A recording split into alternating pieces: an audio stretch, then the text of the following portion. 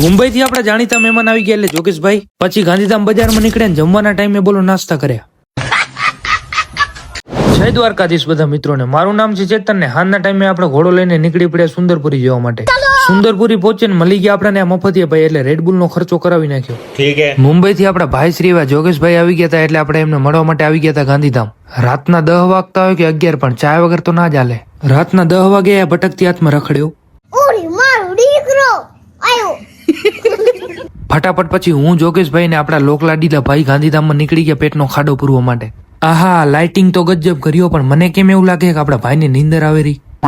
ગાંધીધામ ની અંદર રખડતા રખડતા આપણે આવી ગયા કેફેમાં આપી દીધો એનો ઓર્ડર. ખબર નહીં, ખબર ના હોય તો કહી દઉં, નાના મોટા સિંગર આપણે હીએ.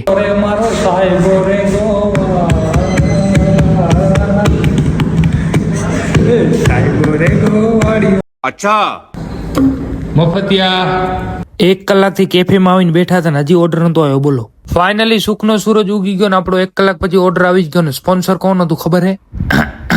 ચેતનભાઈ રબારી થઈ ગયા હતા મસ્ત મજાના સ્પોન્સર. આપણે તો હજી એક બટકું મોઢામાં નાખ્યું ત્યાં ભાઈએ તો ખાલી જ કરી નાખ્યું હતું બધું. લાસ્ટમાં આપણે આવી ગયા ઠંડા ઠંડા કુલ થવા માટે ને ત્યાંથી પછી નીકળી ગયા ઘરે જવા માટે. તો આવા ને આવા વ્લોગ જોવા માટે તમારા ભાઈને કરી નાખો અત્યારે જ ફોલો.